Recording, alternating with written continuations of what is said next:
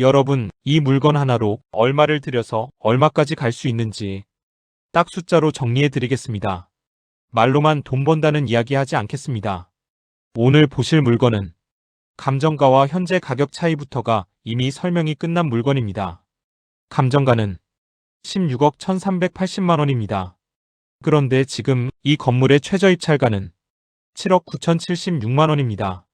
감정가 대비 약 49% 수준입니다. 이 가격 우연히 나온 가격이 아닙니다. 그리고 아무나 가져갈 수 있는 가격도 아닙니다. 오늘 이 영상에서는 이 물건을 기준으로 최소 얼마를 준비해야 하는지, 그리고 이 구조에서 어디까지 계산이 가능한지를 하나씩 확인해 보겠습니다. 먼저 물건의 기본 정보부터 정확히 정리하겠습니다. 사건 번호는 2024타경 5590번, 관할 법원은 수원지방법원 평택지원입니다. 소재지는 경기도 평택시 고덕동 1943-5번지입니다. 물건의 종류는 근린주택입니다. 하지만 분류해서 보면 다가구 주택이라고 나와 있습니다. 이는 틀린 부분입니다. 무엇보다 이후에 세금을 계산하는데 크게 다르게 작용을 합니다. 토지와 건물이 일괄 매각되는 물건입니다. 토지 면적은 258.8제곱미터, 약 78.29평, 건물 연면적은 465.15제곱미터, 약 140.71평입니다. 감정가는 16억 1380만 8천원, 현재 진행 중인 최저 입찰가는 7억 9076만 5920원입니다. 보증금은 최저 입찰가의 10%, 약 7,900만원 수준입니다. 매각기일은 2026년 2월 23일 오전 10시, 현재 3회차 진행 중인 물건입니다. 여기까지가 이 물건의 팩트 그대로의 출발선입니다. 이제 이어서 이 건물이 실제로 어떤 구조로 쓰이고 있는지, 그리고 이 위치가 왜 중요한지를 현장 기준으로 살펴보겠습니다. 이제 이 건물이 어떤 구조로 지어졌고 왜 이 위치에서 임대가 돌아가는지를 자료와 현장 기준으로 확인해 보겠습니다. 먼저 건물 구조부터 보겠습니다. 이 건물은 철근 콘크리트 구조의 지상 4층 다가구 주택입니다. 일반적인 단독주택이 아니라 실제로 다가구 주택으로 사용 중인 건물입니다. 토지 면적은 258.8제곱미터, 약 78.29평입니다. 건물 연면적은 465.15제곱미터, 약 140.71평입니다. 층별 면적을 보면 1층은 약 99.9제곱미터, 약 30.2평으로 현재 가벽으로 구분된 상가 2칸이 사용 중입니다. 2층과 3층은 각각 약 123.92제곱미터, 약 37.49평, 4층은 약 101.2제곱미터, 약 30.61평입니다. 즉 1층은 상가, 2층부터 4층까지는 주거로 구성된 상가 주거 혼합형 다가구 구조입니다. 건물의 내부 상태를 보면 기본적인 위생 설비, 급배수 설비, 개별 난방, 승강기 설치되어 있는 구조로 다가구 주택에서 흔히 볼 수 없는 구조입니다. 외벽은 적벽돌 마감과 일부 타일 마감으로 되어 있고 육안상 구조적인 훼손이나 붕괴 흔적은 확인되지 않습니다. 다음으로 이 건물이 자리 잡은 주변 환경을 보겠습니다. 이 물건은 경기도 평택시 고덕동, 고덕국제신도시와 바로 맞닿아 있는 위치에 있습니다. 주변에는 대단지 아파트, 공동주택, 초등학교와 중학교, 공원과 근린생활시설이 함께 형성되어 있습니다. 특히 도보 및 차량으로 접근 가능한 범위에 편의점, 음식점, 카페, 병원, 학원 등이 이미 들어와 있어 생활 인프라는 이미 완성된 지역입니다. 도로 여건을 보면 전면 도로는 소로 이류, 폭 약 10에서 12m 수준으로 차량 진출입에 큰 제약은 없는 구조입니다. 또한 고덕중앙로와 인접해 있어 고덕국제신도시 내부 이동이나 외부 접근성도 나쁘지 않은 편입니다. 정리하면 이 건물은 신축이거나 새 건물은 아니지만 다가구로 사용하기에 무리가 없는 구조이고 1층 상가 상부 주거라는 전형적인 수익형 구조이며 고덕국제신도시 생활권 안에 위치해 임대 수요가 끊기는 위치는 아닙니다. 즉 건물 자체 때문에 문제가 되는 물건은 아니고 이 물건의 진짜 판단 포인트는 이어서 정말 중요한 권리관계와 임차인의 권리와 현황을 배당표 기준으로 정확히 정리해 보겠습니다. 이제 이 물건이 가장 중요한 핵심 권리관계와 임차인 구조를 배당표 기준으로 정확하게 정리하겠습니다.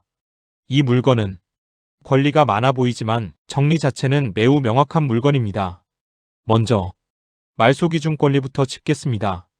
이 물건의 말소기준 권리는 2020년 7월 9일 설정된 주우리은행 근저당권 3억 6천만 원입니다. 이 근저당권 이후에 설정된 모든 권리는 경매로 전부 말소됩니다.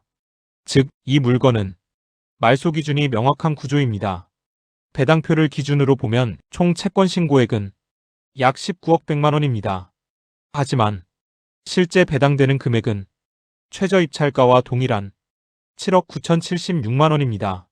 이 금액이 어디로 어떻게 나뉘는지만 보면 구조는 끝납니다. 먼저 경매 비용과 압류 관련 비용은 소액으로 선순위 소멸됩니다. 그 다음 1순위 근저당권자인 주우리은행 3억 6천만 원은 전액 배당받고 완전 소멸됩니다. 이 다음 근저당권자인 한빛자산관리대부금융의 6억 원 근저당은 배당금 4억 2,390만 원 정도만 배당되고 나머지 약 1억 7,600만 원은 미배당이지만 경매로 권리는 소멸됩니다. 여기까지가 금융권 권리 정리입니다. 이제 임차인과 전세권을 보겠습니다. 전세권자인 주택도시보증공사 전세권 2억 5천만 원은 배당을 받지 못하지만 말소기준 권리 이후 전세권으로 경매로 소멸됩니다. 주거 임차인들 역시 보증금이 크지만 모두 말소기준 권리 이후에 설정되어 대항력은 인정되지 않고 배당도 받지 못한 채 권리는 전부 소멸됩니다. 상가 임차인들 역시 대부분 확정일자나 전입 요건이 부족해 대항력 없음, 배당 없이 권리 소멸 구조입니다. 정리하면 이 물건은 말소기준 권리 명확, 선순위 근저당 전액 정리, 임차인 전원 대항력 없음, 낙찰 후 추가로 인수할 권리 없음, 즉 낙찰자가 떠안는 숨은 권리는 없는 물건입니다. 이 물건의 리스크는 권리 문제가 아니라 다음 단계에서 보게 될 숫자와 자금 흐름입니다. 다음 단계에서는 이 물건을 최저가로 낙찰받았다고 가정하고 대출, 자기자본, 이자 구조를 하나씩 계산해 보겠습니다. 이제 이 물건을 최저 입찰가로 낙찰받았다고 가정하고 실제 투자자가 얼마를 부담해야 하는지를 숫자로 확인해 보겠습니다. 먼저 낙찰가부터 정리합니다. 이 물건이 최저 입찰 금액은 7억 9,076만 5,920원, 약 7억 9,076만 원입니다. 이 금액으로 낙찰을 받았다고 가정하겠습니다. 대출 구조부터 보겠습니다. 1주택 보유자 기준으로 이 물건은 낙찰가의 70% 대출 가능하다고 가정합니다. 낙찰가 7억 9,076만 원이 70%는 5억 5,353만 6,144원입니다. 그런데 여기서 방 빼기를 적용합니다. 이 건물은 1층 2개소, 2층 2개소, 3층 2개소, 4층 1개소, 총 7개 호실 구조입니다. 방 하나당 1천만 원씩 총 7천만 원을 대출에서 제외합니다. 그러면 실제로 받을 수 있는 대출금은 5억 5,353만 6,144원. 에서 7천만 원을 빼면 4억 8,353만 6,144원. 약 4억 8,353만 원입니다. 낙찰자가 준비해야 할 자기자본. 낙찰 금액에서 대출금을 제외한 순수 자기자본은 낙찰금 7억 9,076만 5,920원에서 대출금 4억 8,353만 6,144원 뺀 나머지 3억 722만 9,776원, 약 3억 723만 원입니다. 취득 시 부대비용 계산. 이제 세금과 비용을 더하겠습니다. 이 물건은 1주택자 기준 주택으로 보아 취득세 1.1%를 적용합니다. 취득세는 7억 9,076만 5,920원 곱하기 1.1%는 약 869만 8,426원. 입니다. 이뿐만 아니라 여기에 법무사 비용 100만 원과 기타 비용 50만 원을 더합니다. 부대 비용 합계는 취득세 869만 8,426원, 법무사 비용 100만 원, 기타 비용 50만 원. 이 모두 1,019만 8,426원. 투자자가 실제로 부담해야 하는 총 금액. 정리하면 투자자가 실제로 준비해야 할 돈은 자기자본, 3억 722만 9,776원과 부대비용 1019만 8,426원을 더하면 3억 1,742만 8,202원, 즉 약 3억 1,743만 원이 이 물건에 실제로 들어가는 투자자의 총 부담금액입니다. 이 물건은 은행 대출을 포함해 총 8억 96만 원이 들어가는 구조이고 그 중에서 내 돈은 약 3억 1,700만 원, 나머지는 은행 돈입니다. 이자 부담 계산. 이제 이 돈에 대한 연간 이자 부담을 계산해 보겠습니다. 먼저 대출 이자입니다. 대출금 4억 8,353만 6,144원에 연 4% 이자를 적용하면 연 이자는 약 1,934만 1,446원, 5월 이자로 환산하면 약 161만 1,787원입니다. 다음은 자기자본에 대한 기회비용 이자입니다. 자기자본 3억 722만 9,776원에 연 4% 기회이자를 적용하면 연 약 1,228만 9,191원, 5월 약 102만 4,099원입니다. 금융비용 요약. 이 물건을 기준으로 매달 발생하는 금융부담은 대출이자 약 161만원, 자기자본 기회비용 약 102만원, 합계 약 263만원 수준입니다.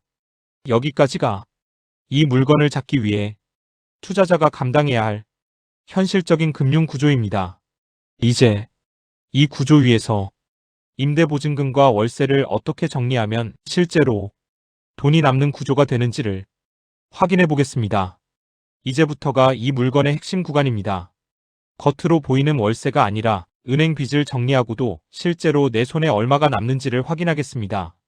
여러분 여기서 잠시만요. 만약 여러분 중에 이 물건을 내 걸로 만들고 싶으시다거나 경매로 투자를 하고 싶은데 자신이 없으신 분은 아래 설명란에 있는 문의처로 연락을 주시면 저희들이 도와드릴 수 있습니다. 그리고 멤버십에 가입하시면 경매 물건을 분석하다가 어려운 부분이나 궁금한 사항을 언제든지 전화해서 문의하실 수 있습니다.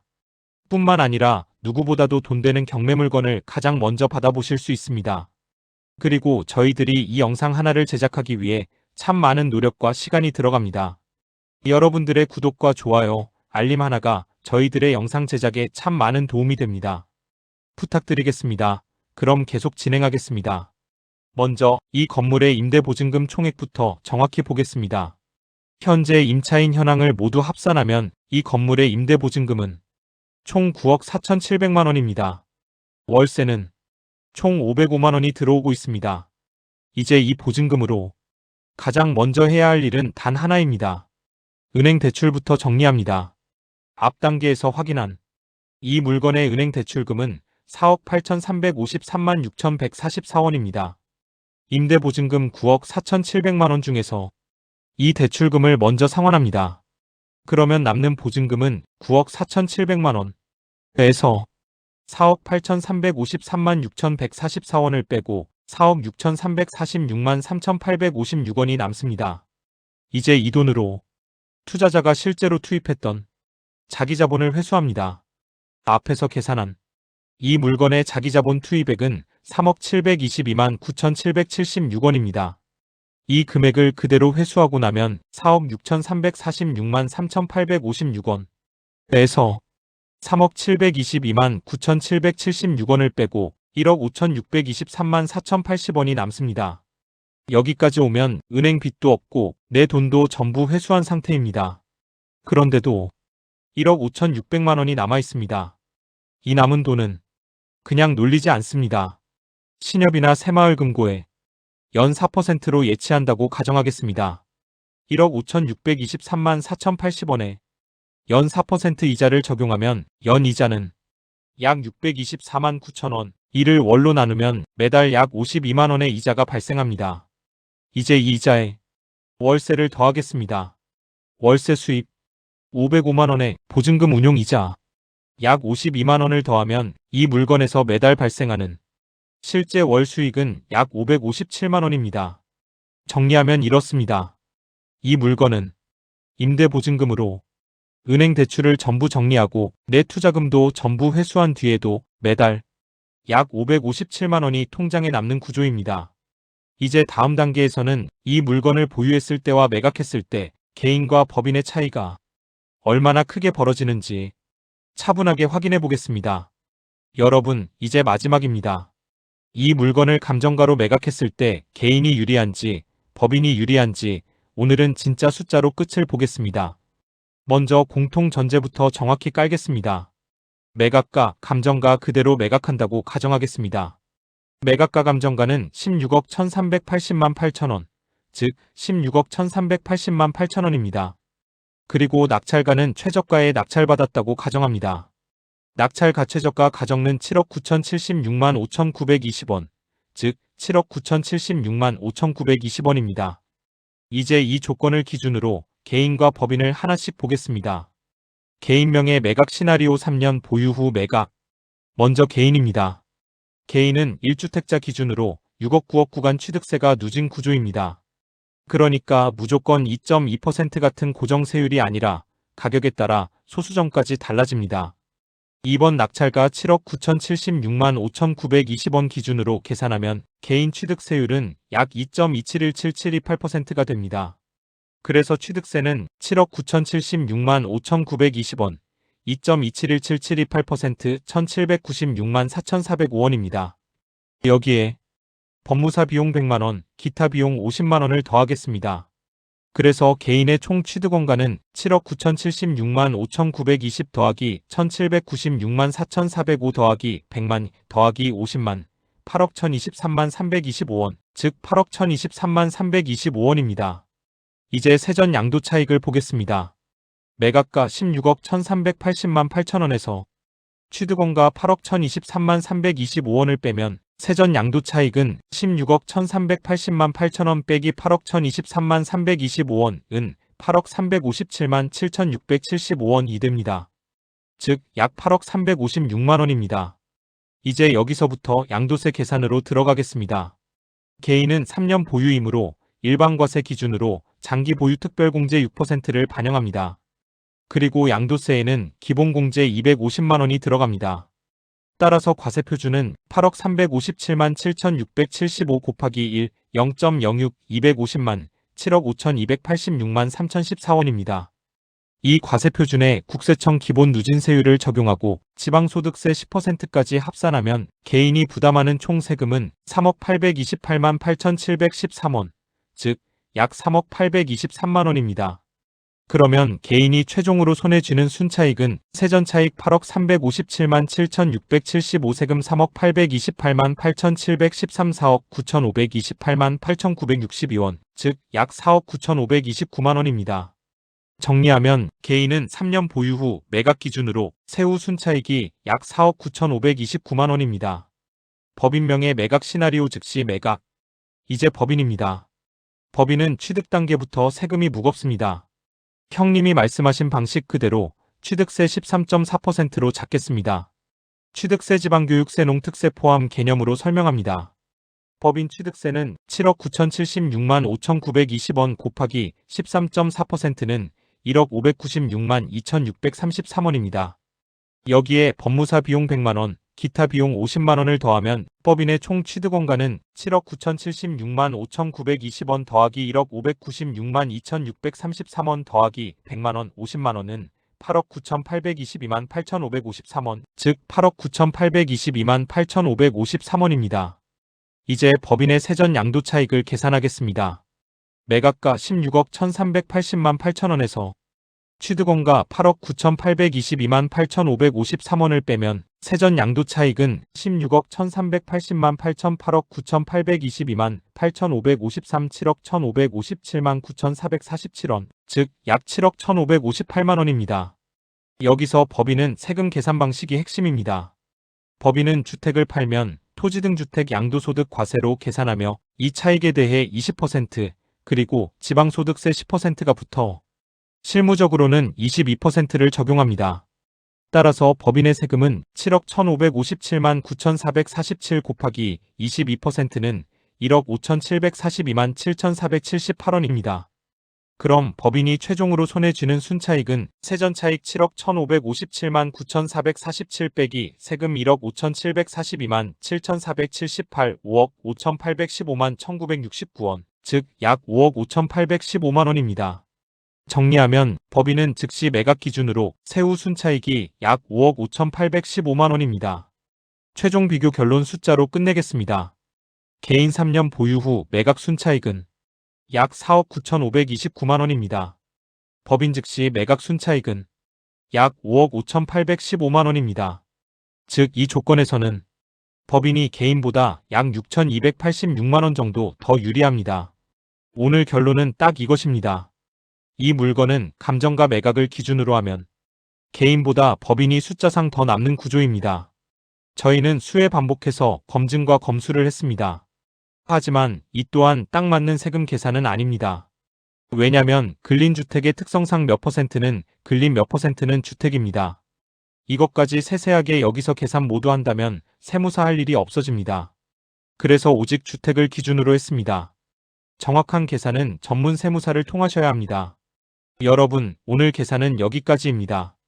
이 물건은 감정가로 매각했을 때 개인과 법인을 놓고 봐도 느낌이 아니라 숫자로 판단할 수 있는 물건이라는 점 오늘 영상 하나로 분명하게 확인하셨을 겁니다.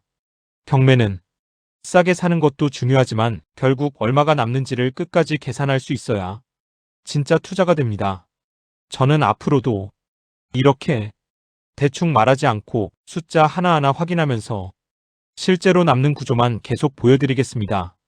혹시 이 물건 말고도 지금 보고 계신 물건이 있는데 혼자 계산하기 애매하다, 이게 과연 남는 구조인지 헷갈린다 하시는 분들은 아래 멤버십을 통해 문의 주셔도 됩니다. 멤버십에 가입하시면 영상에서 다 하지 못한 계산이나 개별 물건에 대한 질문도 조금 더 편하게 보실 수 있습니다.